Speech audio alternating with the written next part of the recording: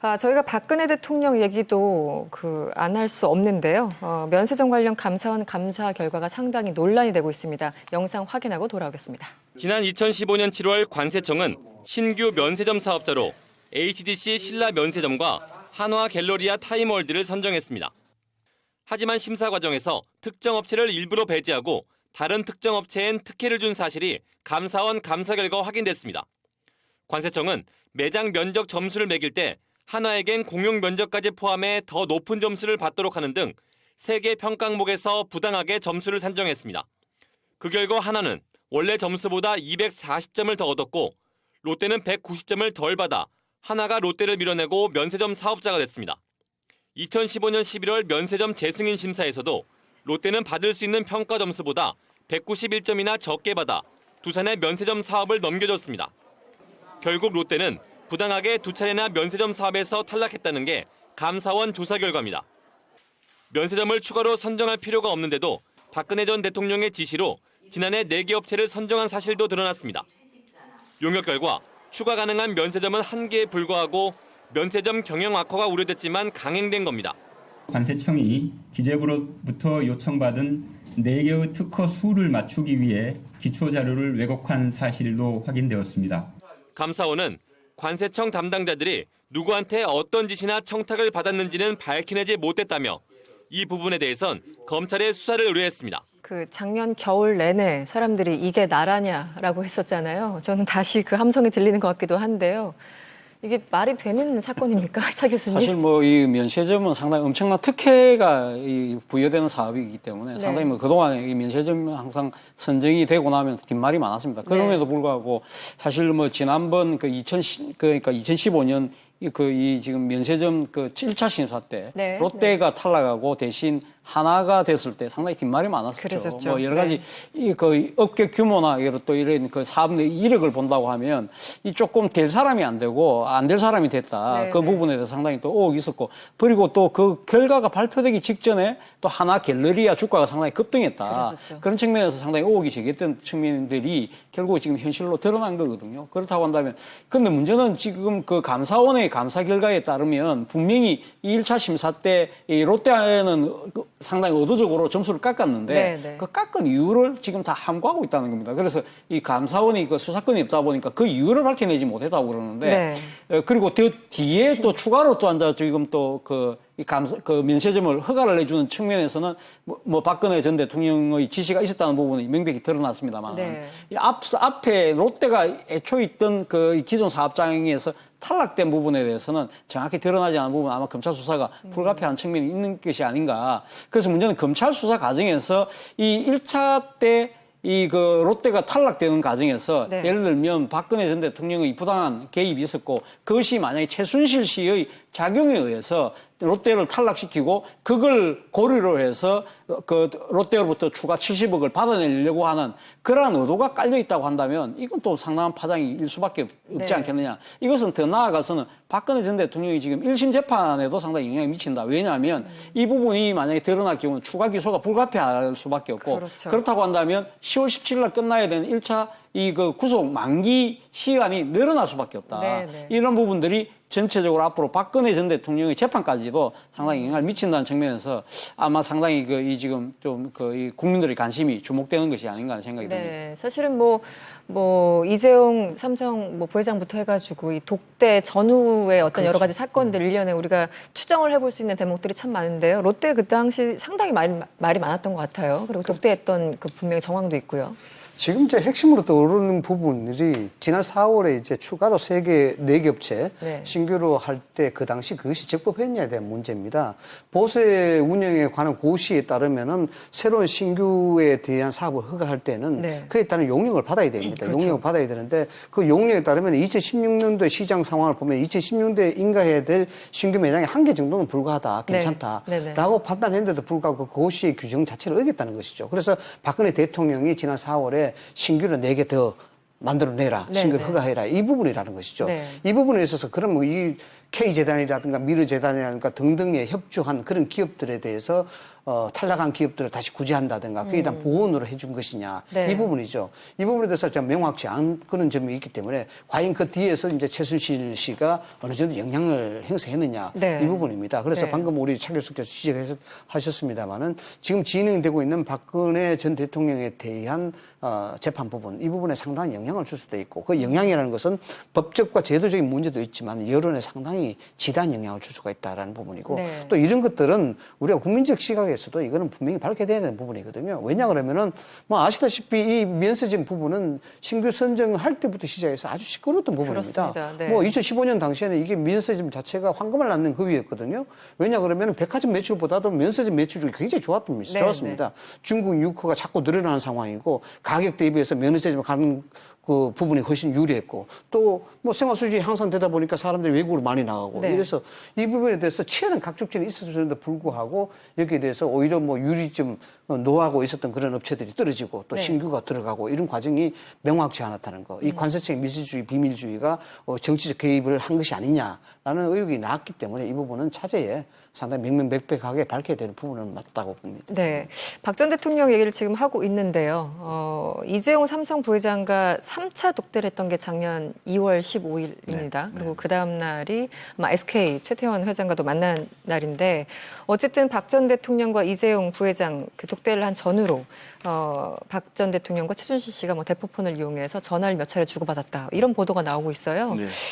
이게 참 이 통화한 내역이나 이 횟수만 보더라도 긴밀하게 뭔가를 협의했다라는 추정을 금할 수가 없는데요. 그렇죠. 네. 우리가 이걸 뭐 추정할 수밖에 없는 대목인데 이런 겁니다. 그러니까 최순실 씨가 판을 만들고 박근혜 전 대통령이 그 판에 대한 내용을 듣고 난 다음에 행동으로 옮기고 네. 관련된 내용을 다시 최순실 씨가 확인을 해야 돼요.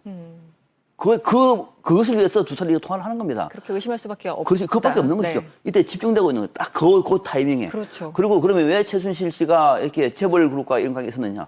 아니, 돈을 받아냈잖아요. 네, 네. 미르와 SK에.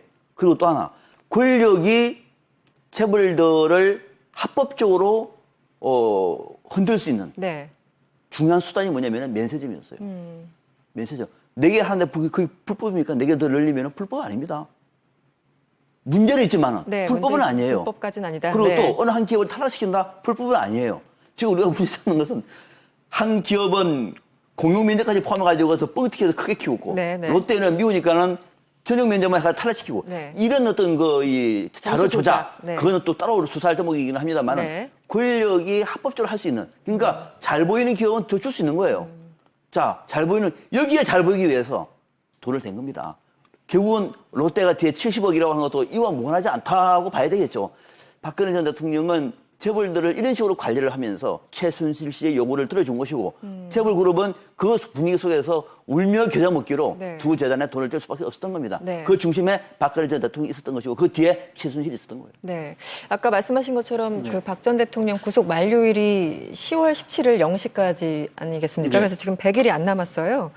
그래서 이게 뭐 사건도 뭐 18가지 혐의를 받고 있고 증인들도 워낙 많으니까 일주일에 4번씩 재판을 강행했는데 최근에 박 대통령이 좀 그 몸이 안 좋다는 이유로 계속 거부하고 있는 상황. 그리고 또 일부 핵심 그 증언을 했던 사람들은 증언을 안 하거나 뭐 번복하고 있는 그런 상황.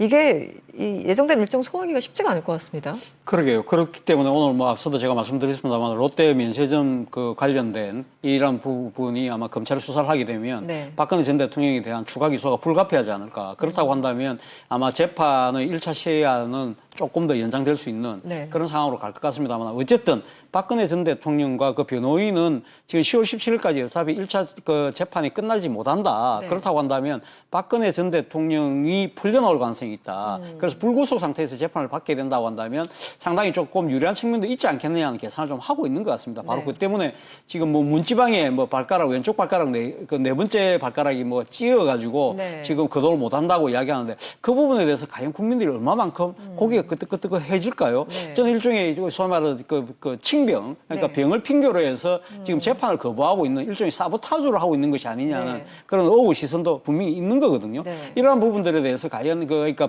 박근혜 전 대통령과 그 변호인들이 이 재판에 어떻게 유불리를 또 따져보겠죠. 따져보겠지만 일단 당장은 지금 이 구속 이 지금 만기가 되는 10월 14일까지 넘겨보자는 네. 아마 그 심리가 더 강하게 작용하고 있는 것 같습니다. 그러면 그런 상황에서 지금 이 불거진 이 롯데 면세점 그 사건 때문에 아마 그 계획은 좀 상당히 어그러질 가능성이 커 보입니다만 어쨌든 이 전직 대통령이 참 국가의 엄청난 이 파장을 불러일으키는 국정농단 했음에도 불구하고 전혀 반성의 태도를 보이지 않고 다시 또 이런 장깨를 부리는 모습으로 비치는 부분에 대해서는 참 안타깝다는 생각을 지울 수가 없습니다. 네.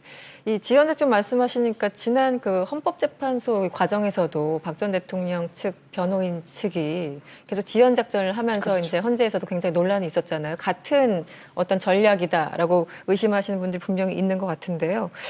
이게 국민적인 여론을, 그러니까 소위 말하는 동정을 얻기에도 참 애매한 부분이 아닌가라는 생각이 들어요. 이런 전략이요. 글쎄요, 뭐 다소 원론적인 얘기가 될지 모르겠습니다만 저는 항상 이런 얘기를 했습니다. 이 탄핵 정국에 있어서 대한민국의 대통령이라 그러면 좀 의연하고 당당했으면 좋겠다라는 얘기를 했습니다. 네.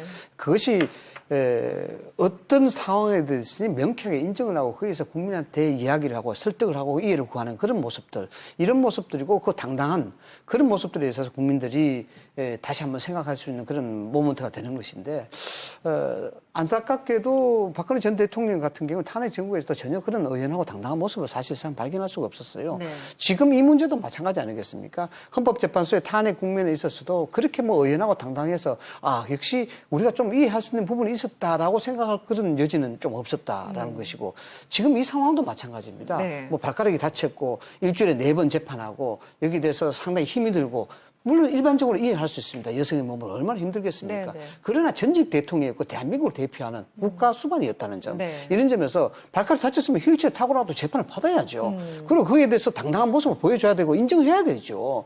이런 모습을 괜히 사람들에게 피하고 회피하는 모습을 보여서 네. 역시 우리가 대통령을 잘못 뽑았지 않느냐라는 그런 생각을 들게끔 하는 이런 것들은 전직 대통령의 입장과 태도로서는 바람직하지 않다라는 네. 점이고 이것이 세부적으로 들어가면 변호인 입장에서는 우리는 자꾸 재판을 지연하면 지연할수록 좋은 거 아니겠습니까? 이야기했듯이 10월 17일 만기일이 지난 불구속 상태 재판을 받아야 되는데 네. 그러면 여기에 대해서 그럼 의도적으로 재판을 기피하는 것이 아니냐. 이게 과연 국민들이 이해하겠냐. 네. 그렇죠. 이게 굉장히 의연하고 당당하지 못한 모습이다. 지금이라도 그런 당당함을 좀 가졌으면 좋겠다. 네. 거기다가 저도 그러니까 지난번에 헌재 재판이라든지 박근혜 전 대통령 측의 확실한 전략은 시간 끌기였습니다. 네. 처음부터 끝까지. 시간 네. 끌기였습니다. 그러니까 어떻게 하면 재판에 성실하게 임해서 진실을 밝힐 것이고 나의 억울함을 풀어주든가 이 문제가 아니라 시간을 끌면서 재판을 방해해 왔습니다. 네. 오죽해서 뭐 헌법재판소가 줄막에 비판까지 했습니다. 네, 네. 그 외에도 특검 소수도 예외는 아니었고 지금도 예외가 아닙니다. 물론 박근혜 전 대통령 발가락 다쳤을 수도 있습니다. 그것 때문에 재판을 안 나온다 얘기하는 국민들이 몸이 많이 아프니까 안 오시구나. 그렇게 생각하면 거의 없다는 거예요. 또 재판을 끌고 있구나. 지난번 재판도 마찬가지로 네. 수많은 증인들을 내세워가지고 시간을 끌려고 하는 모습. 그런 모습은 우리가 지켜보더라도 이거는 전직 대통령의 품격이 아니라 일반 시민의 눈으로도 이건 용납이 안 되는 거예요. 네. 그게 딱 그랬습니다. 면세점가 또 터졌어요. 네. 이 사건 타가지고 검찰에 또 기소해버리면 또 네. 연장되는 겁니다, 이제. 그러니까 이런 전략 자체가 보기도 민망할 뿐만 아니라 네, 네. 오히려 성공도 못한다는 거죠. 성공도. 그래서 저는 지금 이 면세점 사건은 이 간단한 문제가 아닙니다. 그렇죠. 네. 사건을 그러니까 관련되어 있는 내용을 위정으로 거짓말로 조작을 해가지고 국가의 힘으로 입장을 바꿔버렸다. 네. 그러니까 롯데를 탈락시켰다. 국가가. 이건 어마어마한 사건이 그 중심에 박근혜 전 대통령이 있었다. 네. 이건 새로운 혐의이기 때문에 이것이 또 다시 기소가 된다든지 할 경우에는 또 더 늘어나요. 그렇죠. 구속 기간이. 그럼요. 네, 그러니까 네. 이런 방식. 왜 이것이 또 하필 이 타임에 나오는지는 모르겠습니다만은 박근혜 전 대통령 쪽에서는 어떤 경우에도 유리한 국면을 별로 없다. 이미 게임이 끝났다고 얘기하면 정말로 성실하게 받으면서 내 죄는 내가 책임지겠다. 네. 라고 하는 좀 더 의연한 모습이 필요했는데 이미 그것도 저는 늦어버렸다고 봅니다. 네. 10초만 말씀드려도 네네. 될까요? 시간 충분히 이 있습니다. 뭐냐 네. 그러면 뭐 박박사님께서 잘 지적해 주셨습니다만은 박근혜 대통령에 대한 변호인들의 태도 그리고 전략들 이런 부분을 보면 박근혜 대통령을 전 대통령 이야기하는 거 일반 범법자로 대하는 것 같아요. 네. 이게 왜냐 그러면 이 자체가 지금 하는 그런 전략이라고 본다 그러면 아주 꼼수거든요. 네. 일반 범법자들에 대한 그런 재판의 태도 그리고 그런 전략들 이런 거 쓴다는 것인데 이건 굉장히 국민들이 참 실망하는 부분입니다. 네. 차 교수님 더 덧붙일 말씀 있으신가요? 네, 괜찮습니까? 네. 알겠습니다. 저희 시간이 어느덧 거의 다 됐습니다. 지금까지 세명대 이상희 교수, 부산가톨릭대 차재원 교수, 인하대 정책대학원의 박상병 초빙 교수와 함께 이야기 나눠봤습니다. 네, 박근혜 전 대통령의 말 한마디로 지난해 면세점은 갑작스럽게 추가 선정됐습니다. 이를 위해서 기획재정부와 관세청은 일사불란하게 움직였다고 하죠. 특히 관세청은 자료 조작, 왜곡, 은폐까지 서슴지 않았습니다. 한 국가의 행정이 아니라 사실상 조직적 범죄라는 생각까지 듭니다. 이 한나라의 대통령이 국정을 운영한 것이 아니라 자신의 직을 이용해서 끊임없이 이익을 추구했다는 생각을 지우기가 어렵습니다. 이런 가운데 박 전 대통령은 지금 발이 아파서 재판을 받을 수 없다 이렇게 주장을 하고 있다고 합니다. 그럼에도 불구하고 국민들의 동정을 사기에는 역부족으로 보입니다.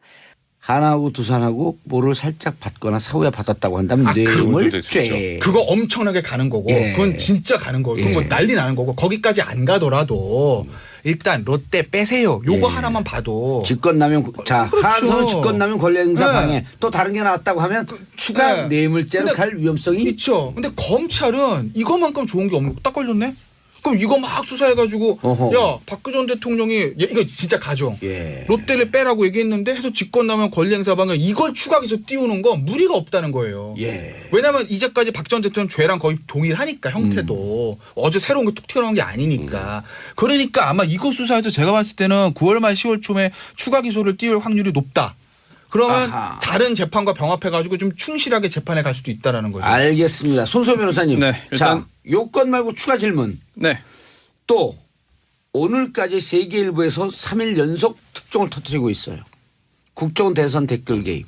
네. 자 이것은 전임 정권에서 일어났는데 혹시 이것을 그때 당시에 알고 박근혜 대통령에게 관여하고 있었다면 그리고 이것을 묵인하고 있었다면 근데 이게 그 댓글 당시에 예 박근혜 대통령이 아니었죠. 아니었죠 후보였죠. 예. 그렇다면은 공무원 신분은 아닐 겁니다. 일단. 예. 그리고 또 이 국정원의 댓글을 조작할 때 박근혜 대통령 당시 박근혜 후보가 직접적으로 어떻게 관여했느냐 여부를 밝히는 게 쉽지는 않을 것 같아요. 그렇죠. 네.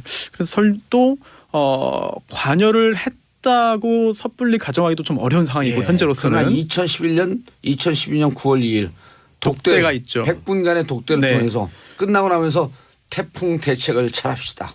독대하고 나서. 물론 그 당시에 그 독대가 굉장히 의미가 있었고 예. 그 후에 그 양자가 이거를 걸기 힘들겠다. 네, 갈등 관계에 있었지만 그 후에 또 묘하게 또 협력 관계, 협조 관계로 또 변하는 그런 너무 기조는 친해졌어요. 있었거든요. 예. 그렇다고 한다면 의심은 되고 의심은 되지만 짐작을 할 수 있겠지만 과연 거기까지 밝힐 수 있겠느냐 아하. 그 부분은 좀 글쎄요 확실하기는 어려울 것 같아요. 그럼 아까 지적했던 그 면세점 문제는 네, 그 부분은 밝힐 가능성이 상당히 있지 않을까 싶습니다. 왜냐하면 지금 감사원 감사 결과 드러난 사실이고 예. 그리고 또 짐작을 해볼 때 추측을 해보면 도대체 왜 그렇게 점수 조작이라는 아주 무리한 방법까지 동원했을 것이냐라고 한다면 뭔가 이유가 있을 텐데요. 첫 번째로 해당 관세청 공무원들이 사적인 이익을 취하기 위해서 예. 뇌물을 받고 뭐 그거 가능성이 있겠고요. 두 번째로는 그게 아니라 어딘가 윗선에서 지시가 내려왔을 가능성. 예. 아니면 윗선에서 지시를 받은 관세청의 고위 공무원이 실무자들에게 넌지시 지시를 하거나 시켰을 가능성. 지금까지 나오는 거 보면 근데 대통령이 4개 추가 지시를 했다라고 네. 하는 언론보다 물론 확인은 안 됐지만 기자들이 확인 안 하고 또 쓰진 않았을 거 아니에요. 그렇습니다. 그렇다고 한다면 관세청 공무원의 개인적인 비리나 그런 그 수뢰 사건이라기보다는 정치적인 어떤 누군가의 지시라든지 영향력이 있었을 가능성이 더 높아 보이고요. 예. 그렇다면 최정점에는 역시나 수사와 재판이 필요합니다만 박근혜 전 대통령 최순실 씨가 역시나 관여되어 있지 않겠느냐 가능성 충분히 있다고 봅니다. 그렇다고 한다면 10월 16일 구속기한 만료 전에 박근혜 뇌물수수 재판이 끝나지 않는다고 한다면 이 건으로 네. 추가 기소될 가능성이 좀 더 높아졌다. 네, 추가 기소뿐 아니라 추가로 구속영장을 청구한 다음에 발부돼서 이제 그 구속 기간이 종합적으로 볼 때 더 길어지는 효과를 검찰이 누릴 수가 있게 되겠죠. 그렇죠. 너무너무나 비정상적인 상황이었기 때문에 어허. 이게요 그냥 뭐 공무원 한두 명 가지고 그냥 뚝딱뚝딱 해가지고 면세점 결정해서 날리고 할 수 있는 상황이 아니에요. 그렇죠. 거기다가 또 가만 생각해보면 관세청장이 중간에 바뀌죠. 최순실 씨에게 충성맹세를 했다라고 하는 천홍욱 관세청장으로 바뀌죠. 어허. 그러면 그게 이제 롯데를 떨어뜨리고 그 이후에 이제 롯데를 다시 이제 뭐 선정을 시켜주는 그 과정에 이제 이 관세청이 들어오고요. 그리고 또 이분은 고발당했어요. 이번에 검찰에 고발당한 게 이 선정 사업자들이 관련된 낸 사업 계획서나 뭐 기타 관련 자료를 다 폐기시켰어요. 그거 왜 폐기시켰을까요? 밝혀내기 힘들게 하려고 폐기시킨 거 아니에요. 간단하게 생각을 하면. 이제 그렇기 때문에 그러면 여기에 이제 바로 벌써 이제 최순실 씨의 그림자가 딱 보이잖아요. 예.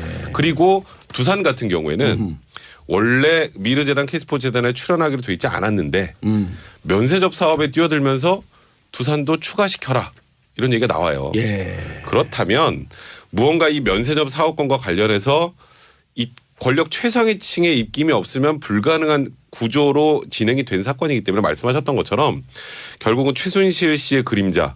그럼 최순실 씨의 그림자는 거의 뭐 항상 박근혜 전 대통령과 같이 가니까 검찰에서 이제 감사가 아니라 이제 검찰이 제대로 수사를 하게 되면 이 부분으로 추가 기소를 띄울 수 있는 가능성은 굉장히 높다 이렇게 봐야 될 것 같아요. 특히나 이제 네. H그룹이 새로 등장하잖아요. 예. 그런데 그 H그룹이 바로 이름 나왔어요 아까. 아 그래요? 하나로. 했나요? 네. H그룹이 하나예요? 하나 아니 뭐 네. 하나가 두산 면세했다고 했나요? 다 나오는 아, 네. 그 그룹이 승마 관련해 가지고 또 삼성으로부터 넘겨받아서 승마 협회 주관사가 됩니다. 회장이 되죠.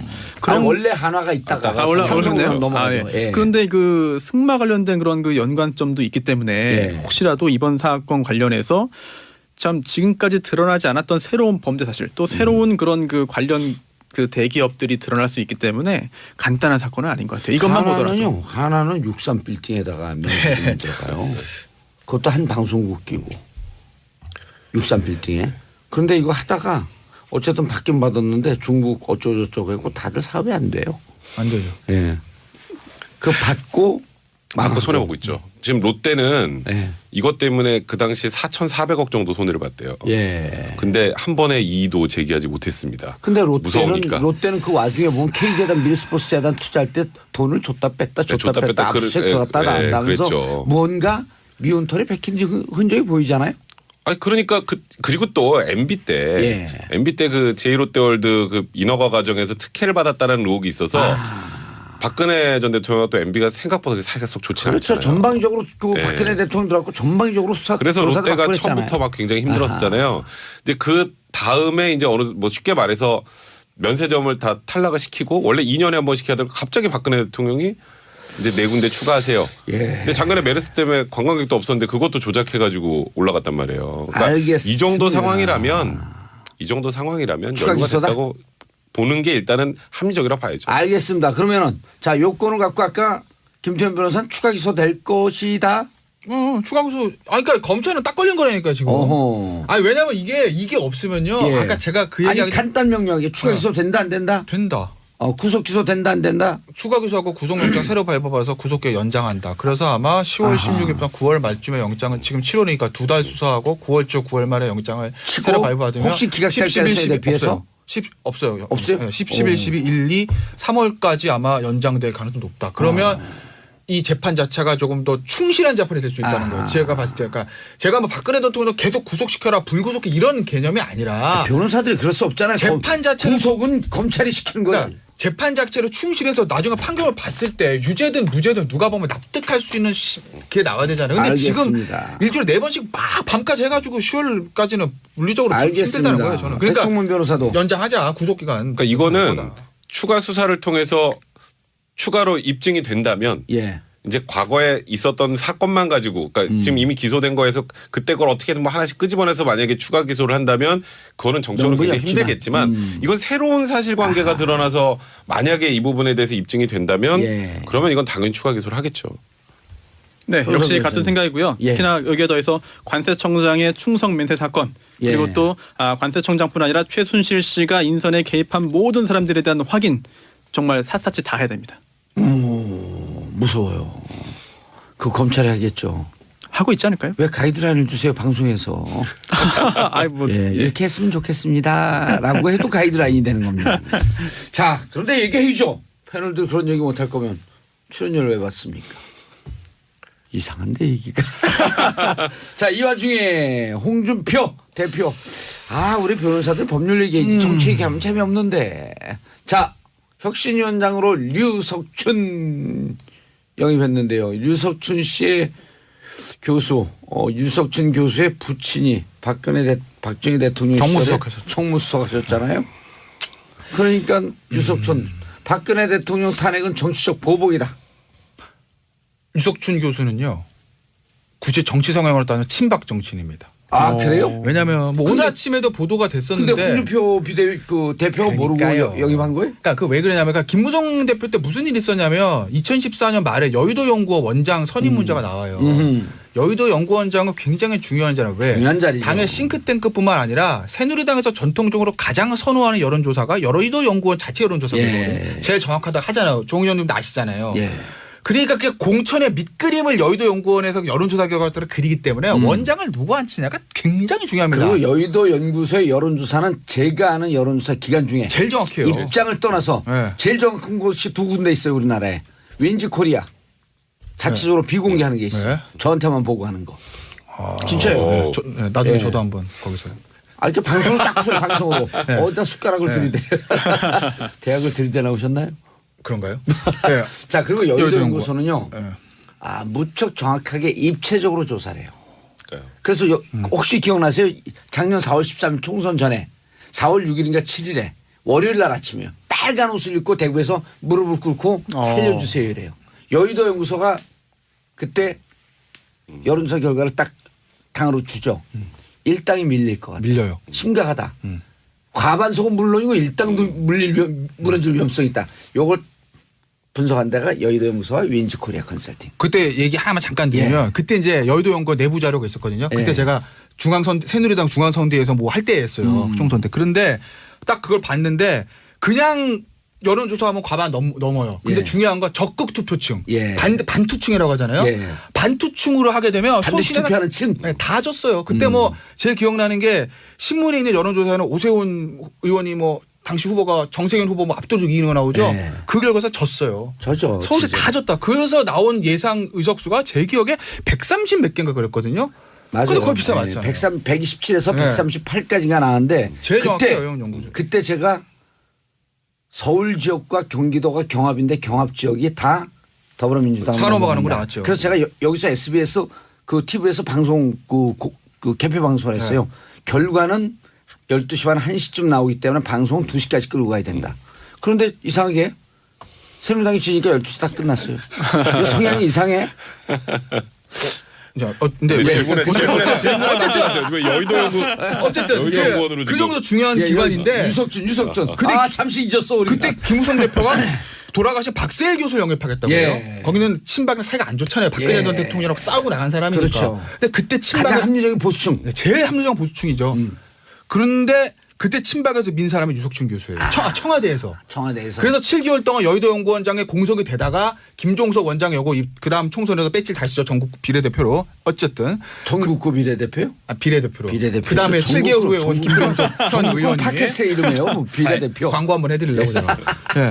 근데 그 정도로 이제 청와대에서 좀 밀었던 사람이고 유석춘 교수가 이제까지 신문이나 칼럼 썼던 거 어제 기자회견했던 얘기를 보면 탄핵은 정치적 탄핵이다 얘기합니다. 박근혜 전 대통령을 탄핵 정국에서 니네 이 당은 뭘 하고 있었니? 지리멸렬하고 있었어. 그 얘기 뭐냐? 왜 똘똘 뭉쳐서 박근혜 전 대통령을 지키지 못했니라는 얘기고 그리고 실명으로 서청원, 최경환, 윤상현 나가라는 얘기까지 합니다.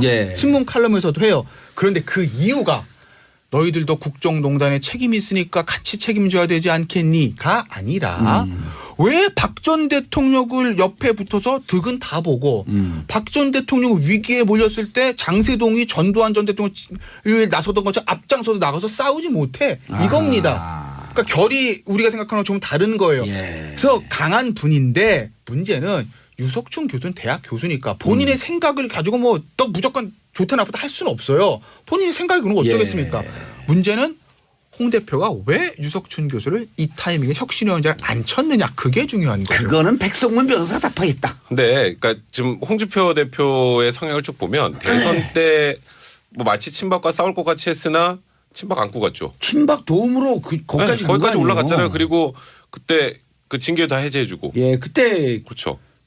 기억나잖아요, 양박. 네, 그러니까 양아치 친박 얘기하다가 슬쩍 어느 순간에 친박을 껴안고 태극기를 껴안았어요. 그 태극기 집회를 껴안았어요. 그리고 이번에도 뭐 미국에 가 계실 때 또 페이스북을 통해서 거의 뭐 친박을 바퀴벌레라고 하고 막 엄청나게 큐박이라 싸웠죠. 그랬죠. 큐박. 그렇게 싸우다가 어쨌건 당대표가 됐는데 당대표가 된 상황에서 친박을 다 버리고는 못 간다는 거예요. 그리고 태극기, 그러니까 소위 말하는 우리 탄핵 때 태극기 집회에 참석하셨던 분들, 그러니까 예. 박근혜 전 대통령의 탄핵을 반대했던 분들을 버리고 이 당이 계속 갈 수는 없다는 거예요. 그러니까 거기도 끌어안기 위해서 본인은 계속 친박과 싸운다는 얘기를 하면서도 이게 이렇게 혁신위원장에 어찌 보면 전형적인 가장 친박스러운 분을 앉힌 거죠. 그래서 일정하게 친박의 러브콜을 던졌다 이렇게 보시는 거예요? 적당한 견제와 균형 관계죠. 적당한 견제 균형 관계. 자, 당내도 시끄러워요. 자유한국당 내도 장제원 다음 주 정치쇼 정봉주의 대타로 오실 장제원 의원도 뭐라 하냐면 당이 혁신의 이름으로 극우화 심각하게 우려된다. 네. 그러니까 홍준표 의원이 뭐 사전을 찾아봐라 뭐라 그랬나?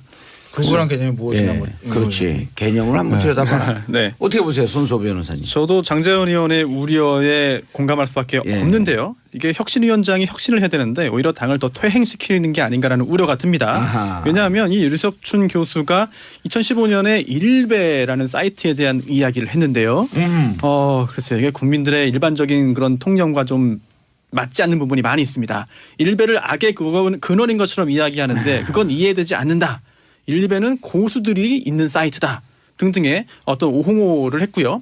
또 대한민국 정통성을 살아가는 일베의 지향을 칭찬해 주지는 못할 망정 왜 비난하는지 모르겠다라고 했습니다. 여기에 더해서 이건 2015년이니까 옛날 이야기라고도 할 수 있겠죠. 지금은 달라졌을 수 있습니다. 그런데 이제 기자회견을 어제 하면서 당사에서 이런 말을 했습니다. 박근혜 전 대통령이 정치적으로 실패했다는 것은 동의한다. 그런데 실제 저지른 잘못보다 너무 과한 정치적 보복을 당한 것이고 그게 바로 탄핵이다라고 하는데요. 이 부분은 동의할 수 없어요. 왜냐하면 국회에서 탄핵소추안 발의해서 예. 국회에서 탄핵소추 의결한 것까지는 국회의원이 하는 거니까 정치적인 행위라고 할 수 있습니다.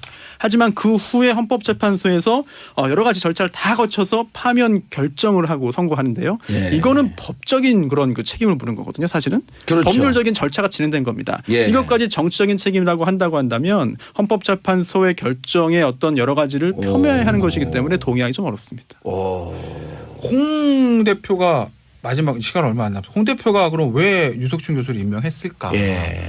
홍 대표 생각은 당을 이념 정당, 가치 정당 끌고 가겠다는 겁니다. 그러니까 전통적으로 보수 정당에서 진보 정당 가장 부러웠던 게 뭐냐면, 야 저기는 예전에 우리가 민주화 투쟁할 때부터 어떤 이 가치로 뭉쳐져 있잖아요. 노무현 대통령이랑 가치로 뭉쳐져 있다는 거예요. 야 근데 우리는 말이야 이익 정당이야 이건 완전히. 그렇죠. 이해관계로 뭉쳐 있다는 스스로 거예요. 그렇게 얘기하는 거 아니에요? 그게 싫은 거예요. 그러니까 저 이제 진보 정당 쪽처럼 지금 민주당처럼 이념과 가치로 뭉치겠다라는 방향 자체는 좋은데 예. 그 이념이 약간 좌클 중도화해서 당의 외연을 넓히는 것이 아니라 기존에 있었던 강성 보수의 이념을 강화하는 쪽의 이념 정당을 만들겠다는데 설정이 잘못됐다는 거죠. 일단 구심력을 먼저 세우겠다. 그렇죠. 그 기전은 야 우리가 어느 세월에 40% 가냐 내가 대선 때 23% 어쩌냐 일단 그거부터 끌어모아 일단 그래서 진지전에 국축하고 그 23% 내가 맥시를 얻었던 거 꽉 붙잡고 있으면 야 그럼 문재인 대통령이 언제까지 85 할 것 같아. 예. 언젠간 50으로 내려오지 않겠어? 그러면 그때 우리가 아직 총선 3년 남았으니까 그때 저 떨어진 거를 우리가 잡아먹으면 돼. 뭐 이런 계산을 하는 것 같은데 예. 시간이 다 됐군요. 예. 결국은 롯데가 뒤에 70억이라고 하는 것도 이와 무관하지 않다고 봐야 되겠죠. 박근혜 전 대통령은 재벌들을 이런 식으로 관리를 하면서 최순실 씨의 요구를 들어준 것이고 재벌 그룹은 그 분위기 속에서 울며 겨자 먹기로 네. 두 재단에 돈을 뗄 수밖에 없었던 겁니다. 네. 그 중심에 박근혜 전 대통령이 있었던 것이고 그 뒤에 최순실이 있었던 거예요. 네. 아까 말씀하신 것처럼 그 박 전 대통령 구속 만료일이 10월 17일 0시까지 아니겠습니까? 그래서 지금 100일이 안 남았어요. 그래서 이게 뭐 사건도 뭐 18가지 혐의를 받고 있고 증인들도 워낙 많으니까 일주일에 4번씩 재판을 강행했는데 최근에 박 대통령이 좀 그 몸이 안 좋다는 이유로 계속 거부하고 있는 상황. 그리고 또 일부 핵심 그 증언을 했던 사람들은 증언을 안 하거나 뭐 번복하고 있는 그런 상황. 이게 이 예정된 일정 소화하기가 쉽지가 않을 것 같습니다. 그러게요. 그렇기 때문에 오늘 뭐 앞서도 제가 말씀드렸습니다만 롯데 면세점 그 관련된 이런 부분이 아마 검찰 수사를 하게 되면 네. 박근혜 전 대통령에 대한 추가 기소가 불가피하지 않을까. 그렇다고 한다면 아마 재판의 1차 시한은 조금 더 연장될 수 있는 네. 그런 상황으로 갈 것 같습니다만 어쨌든 박근혜 전 대통령과 그 변호인은 지금 10월 17일까지 어차피 1차 그 재판이 끝나지 못한다. 네. 그렇다고 한다면 박근혜 전 대통령이 풀려나올 가능성이 있다. 그래서 불구속 상태에서 재판을 받게 된다고 한다면 상당히 조금 유리한 측면도 있지 않겠느냐는 계산을 좀 하고 있는 것 같습니다. 바로 네. 그 때문에 지금 뭐 문지방에 뭐 발가락 왼쪽 발가락 네 번째 발가락이 뭐 찧어가지고 네. 지금 거동을 못한다고 이야기하는데 그 부분에 대해서 과연 국민들이 얼마만큼 고개가 끄덕끄덕해질까요? 네. 저는 일종의 소위 말하는 그 칭병, 그러니까 네. 병을 핑계로 해서 지금 재판을 거부하고 있는 일종의 사보타주를 하고 있는 것이 아니냐는 네. 그런 어우 시선도 분명히 있는 거거든요. 네. 이러한 부분들에 대해서 과연 그러니까 박근혜 전 대통령과 그 변호인들이 이 재판에 어떻게 유불리를 또 따져보겠지만 일단 당장은 지금 이 구속 이 지금 만기가 되는 10월 17일까지 넘겨보자는 네. 아마 그 심리가 더 강하게 작용하고 있는 것 같습니다. 그러면 그런 상황에서 지금 이 불거진 이 롯데 면세점 그 사건 때문에 아마 그 계획은 좀 상당히 어그러질 가능성이 커 보입니다만 어쨌든 이 전직 대통령이 참 국가의 엄청난 이 파장을 불러일으키는 국정농단 했음에도 불구하고 전혀 반성의 태도를 보이지 않고 다시 또 이런 장깨를 부리는 모습으로 비치는 부분에 대해서는 참 안타깝다는 생각을 지울 수가 없습니다. 네. 이 지연대 좀 말씀하시니까 지난 그 헌법재판소 과정에서도 박 전 대통령 측 변호인 측이 계속 지연 작전을 하면서 그렇죠. 이제 헌재에서도 굉장히 논란이 있었잖아요. 같은 어떤 전략이다라고 의심하는데. 그 깎은 이유를 지금 다 함구하고 있다는 겁니다. 그래서 이 감사원이 그 수사권이 없다 보니까 그 이유를 밝혀내지 못했다고 그러는데, 그리고 그 뒤에 또 추가로 또 앉아 지금 또 그 면세점을 허가를 내주는 측면에서는 뭐 박근혜 전 대통령의 지시가 있었다는 부분이 명백히 드러났습니다만, 네. 이 앞에 롯데가 애초에 있던 그 기존 사업장에서 탈락된 부분에 대해서는 정확히 드러나지 않은 부분 아마 검찰 수사가 불가피한 측면이 있는 것이 아닌가. 그래서 문제는 검찰 수사 과정에서 이 1차 때 그 롯데가 탈락되는 과정에서 네. 예를 들면 박근혜 전 대통령의 부당한 개입이 있었고 그것이 만약에 최순실 씨의 작용에 의해서 롯데를 탈락시키고 그걸 고리로 해서 그 롯데로부터 추가 70억을 받아내려고 하는 그러한 의도가 깔려 있다고 한다면 이건 또 상당한 파장이 일 수밖에 없지 네. 않겠느냐. 이것은 더 나아가서는 박근혜 전 대통령이 지금 1심 재판에도 상당히 영향이 미친다. 왜냐하면 이 부분이 만약에 드러날 경우는 추가 기소가 불가피할 수밖에 없고 그렇죠. 그렇다고 한다면 10월 17일 날 끝나야 되는 1차 그 구속 만기 시간이 늘어날 수밖에 없다. 네, 네. 이런 부분들이 전체적으로 앞으로 박근혜 전 대통령의 재판까지도 상당히 영향을 미친다는 측면에서 아마 상당히 이 지금 좀 이 국민들의 관심이 주목되는 것이 아닌가 하는 생각이 듭니다. 네, 사실은 뭐 이재용 삼성 부회장부터 해가지고 이 독대 전후의 어떤 여러 가지 사건들 일련에 우리가 추정을 해볼 수 있는 대목들이 참 많은데요. 롯데 그 당시 상당히 말이 많았던 것 같아요. 그리고 독대했던 그 분명히 정황도 있고요. 지금 이제 핵심으로 떠오르는 부분들이 지난 4월에 이제 추가로 네 개 업체 네. 신규로 할 때 그 당시 그것이 적법했냐에 대한 문제입니다. 보세 운영에 관한 고시에 따르면은 새로운 신규에 대한 사업을 허가할 때는 네. 그에 따른 용역을 받아야 됩니다. 그렇죠. 용역을 받아야 되는데 그 용역에 따르면 2016년도에 시장 상황을 보면 2016년도에 인가해야 될 신규 매장이 1개 정도는 불과하다, 괜찮다라고 네. 네. 판단했는데도 불구하고 그 고시의 규정 자체를 어겼다는 것이죠. 그래서 박근혜 대통령이 지난 4월에 신규를 4개 더 만들어내라. 네, 신규를 네. 허가해라. 이 부분이라는 것이죠. 네. 이 부분에 있어서 그럼 뭐 이 K재단이라든가 미르재단이라든가 등등에 협조한 그런 기업들에 대해서 탈락한 기업들을 다시 구제한다든가 그에 대한 보온으로 해준 것이냐. 네. 이 부분이죠. 이 부분에 대해서 좀 명확치 않은 그런 점이 있기 때문에 과연 그 뒤에서 이제 최순실 씨가 어느 정도 영향을 행사했느냐. 네. 이 부분입니다. 그래서 네. 방금 우리 차 교수께서 지적하셨습니다만은 지금 진행되고 있는 박근혜 전 대통령에 대한 재판 부분, 이 부분에 상당한 영향을 줄 수도 있고 그 영향이라는 것은 저희가 박근혜 대통령 얘기도 안 할 수 없는데요. 면세점 관련 감사원 감사 결과가 상당히 논란이 되고 있습니다. 영상 확인하고 돌아오겠습니다. 지난 2015년 7월 관세청은 신규 면세점 사업자로 HDC 신라 면세점과 한화 갤러리아 타임월드를 선정했습니다. 하지만 심사 과정에서 특정 업체를 일부러 배제하고 다른 특정 업체엔 특혜를 준 사실이 감사원 감사 결과 확인됐습니다. 관세청은 매장 면적 점수를 매길 때 한화에겐 공용 면적까지 포함해 더 높은 점수를 받도록 하는 등 3개 평가 항목에서 부당하게 점수를 산정했습니다. 그 결과 한화는 원래 점수보다 240점을 더 얻었고 롯데는 190점을 덜 받아 한화가 롯데를 밀어내고 면세점 사업자가 됐습니다. 2015년 11월 면세점 재승인 심사에서도 롯데는 받을 수 있는 평가 점수보다 191점이나 적게 받아 두산의 면세점 사업을 넘겨줬습니다. 결국 롯데는 부당하게 2차례나 면세점 사업에서 탈락했다는 게 감사원 조사 결과입니다. 면세점을 추가로 선정할 필요가 없는데도 박근혜 전 대통령의 지시로 지난해 4개 업체를 선정한 사실도 드러났습니다. 용역 결과 추가 가능한 면세점은 1개에 불과하고 면세점 경영 악화가 우려됐지만 강행된 겁니다. 관세청이 기재부로부터 요청받은 4개의 특허 수를 맞추기 위해 기초 자료를 왜곡한 사실도 확인되었습니다. 감사원은 관세청 담당자들이 누구한테 어떤 지시나 청탁을 받았는지는 밝혀내지 못했다며 이 부분에 대해선 검찰에 수사를 의뢰했습니다. 그 작년 겨울 내내 사람들이 이게 나라냐라고 했었잖아요. 저는 다시 그 함성이 들리는 것 같기도 한데요.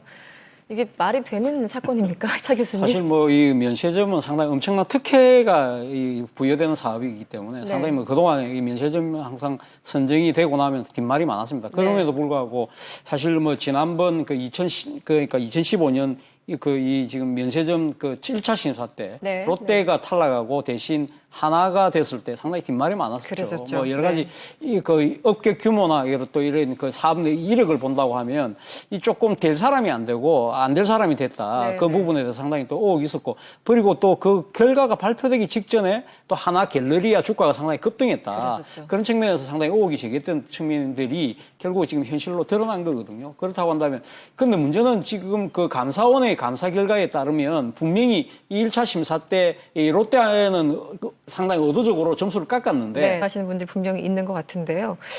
이게 국민적인 여론을, 그러니까 소위 말하는 동정을 얻기에도 참 애매한 부분이 아닌가라는 생각이 들어요. 이런 전략이요. 글쎄요, 뭐 다소 원론적인 얘기가 될지 모르겠습니다만 저는 항상 이런 얘기를 했습니다. 이 탄핵 정국에 있어서 대한민국의 대통령이라 그러면 좀 의연하고 당당했으면 좋겠다라는 얘기를 했습니다. 네.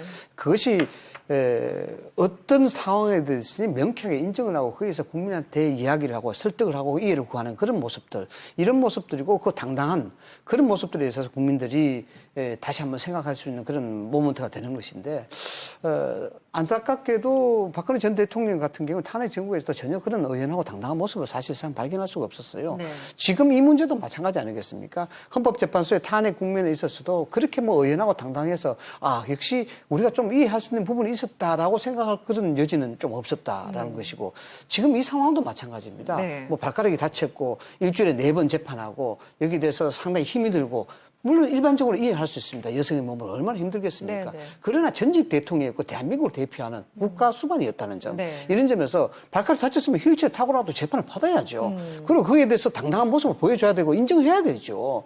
이런 모습을 괜히 사람들에게 피하고 회피하는 모습을 보여서 네. 역시 우리가 대통령을 잘못 뽑았지 않느냐는 그런 생각을 들게끔 하는 이런 것들은 전직 대통령의 입장과 태도로서는 바람직하지 않다라는 네. 점이고 이것이 세부적으로 들어가면 변호인 입장에서는 우리는 자꾸 재판을 지연하면 지연할수 좋은 거 아니겠습니까? 이야기했듯이 10월 17일 만기일이 지난 불구속 상태 재판을 받아야 되는데 네. 그러면 여기에 대해서 그럼 의도적으로 재판을 기피하는 것이 아니냐. 이게 과연 국민들이 이해하겠냐. 네. 이게 굉장히 의연하고 당당하지 못한 모습이다. 지금이라도 그런 당당함을 좀 가졌으면 좋겠다. 네. 거기다가 저도 그러니까 지난번에 헌재 재판이라든지 박근혜 전 대통령 측의 확실한 전략은 시간 끌기였습니다. 네. 처음부터 끝까지. 시간 네. 끌기였습니다. 그러니까 어떻게 하면 재판에 성실하게 임해서 진실을 밝힐 것이고 나의 의견을 풀어주든가 이 문제가 아니라 시간을 끌면서 재판을 방해해 왔습니다. 네. 오직해서 뭐 헌법재판소가 줄막에 비판까지 했습니다. 네, 네. 그 외에도 특검 소속은 예외는 아니었고 지금도 예외가 아닙니다. 물론 박근혜 전 대통령 발가락 다쳤을 수도 있습니다. 그것 때문에 재판을 안 나온다 얘기하는 국민들이 몸이 많이 아프니까 안 오시구나. 그렇게 생각하면 거의 없다는 거예요. 또 재판을 끌고 있구나. 지난번 재판도 마찬가지예요. 네. 수많은 증인들을 내세워가지고 시간을 끌려고 하는 모습. 그런 모습은 우리가 지켜보더라도 이거는 전직 대통령의 정책과 제도적인 문제도 있지만 여론에 상당히 지단 영향을 줄 수가 있다라는 부분이고 네. 또 이런 것들은 우리가 국민적 시각에서도 이거는 분명히 밝혀야 되는 부분이거든요. 왜냐 그러면은 뭐 아시다시피 이 면세점 부분은 신규 선정할 때부터 시작해서 아주 시끄러웠던 부분입니다. 그렇습니다. 네. 뭐 2015년 당시에는 이게 면세점 자체가 황금을 낳는 급이었거든요. 왜냐 그러면은 백화점 매출보다도 면세점 매출이 굉장히 좋았습니다. 네. 중국 유커가 자꾸 늘어나는 상황이고 가격 대비해서 면세점 가는 그 그 부분이 훨씬 유리했고 또 뭐 생활 수준이 향상되다 보니까 사람들이 외국으로 많이 나가고 네. 이래서 이 부분에 대해서 치열한 각축전이 있었음에도 불구하고 여기에 대해서 오히려 뭐 유리점 노하고 있었던 그런 업체들이 떨어지고 또 네. 신규가 들어가고 이런 과정이 명확치 않았다는 거. 이 관세청 밀실주의, 비밀주의가 정치적 개입을 한 것이 아니냐라는 의혹이 나왔기 때문에 이 부분은 차제에 상당히 명명백백하게 밝혀야 되는 부분은 맞다고 봅니다. 네. 박 전 대통령 얘기를 지금 하고 있는데요. 이재용 삼성 부회장과 3차 독대를 했던 게 작년 2월 15일입니다. 그리고 그 다음 날이 아마 SK 최태원 회장과도 만난 날인데 어쨌든 박 전 대통령과 이재용 부회장 그 독대를 한 전후로 박 전 대통령과 최순실 씨가 뭐 대포폰을 이용해서 전화를 몇 차례 주고받았다. 이런 보도가 나오고 있어요. 네. 이게 참 이 통화한 내역이나 이 횟수만 보더라도 긴밀하게 뭔가를 협의했다라는 추정을 금할 수가 없는데요. 그렇죠. 우리가 이걸 뭐 추정할 수밖에 없는 대목인데 이런 겁니다. 그러니까 최순실 씨가 판을 만들고 박근혜 전 대통령이 그 판에 대한 내용을 듣고 난 다음에 행동으로 옮기고 네. 관련된 내용을 다시 최순실 씨가 확인을 해야 돼요. 그것을 위해서 두 사람이 통화를 하는 겁니다. 그렇게 의심할 수밖에 없다. 그렇지, 그것밖에 없는 것이죠. 이때 집중되고 있는 건 딱 그 타이밍에. 그렇죠. 그리고 그러면 왜 최순실 씨가 이렇게 재벌 그룹과 이런 관계가 있었느냐? 아니, 돈을 받아냈잖아요. 네, 네. 미르와 SK에. 그리고 또 하나, 권력이 재벌들을 합법적으로 흔들 수 있는 네. 중요한 수단이 뭐냐면 면세점이었어요. 면세점. 4개 하는데 그게 불법입니까? 4개 더 늘리면 불법 아닙니다. 문제는 있지만 네, 불법은 아니에요. 불법까지는 아니다. 그리고 네. 또 어느 한 기업을 탈락시킨다? 불법은 아니에요. 지금 우리가 문제삼는 것은 한 기업은 공용 면접까지 포함해가지고 더 뻥튀기해서 크게 키우고 네, 네. 롯데는 미우니까는 전용 면접만 해서 탈락시키고 네. 이런 어떤 이 자료 점수 조작 네. 그거는 또 따로 수사할 대목이기는 합니다만은 네. 권력이 합법적으로 할 수 있는 그러니까 잘 보이는 기업은 더 줄 수 있는 거예요. 자, 잘 보이는 여기에 잘 보이기 위해서 돈을 댄 겁니다.